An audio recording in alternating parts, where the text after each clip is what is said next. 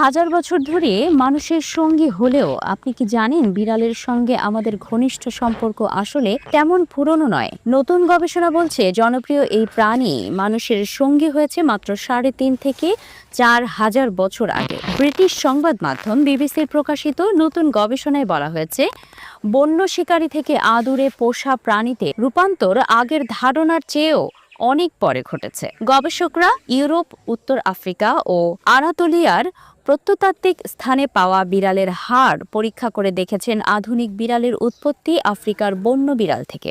দীর্ঘদিন ধারণা ছিল লেভান্ট অঞ্চলে কৃষির শুরুতেই বিড়ালের গৃহপালন হয়, কিন্তু নতুন ডিএনএ বিশ্লেষণ বলছে না, এই যাত্রা শুরু হয়েছিল উত্তর আফ্রিকায়, সম্ভবত প্রাচীন মিশরে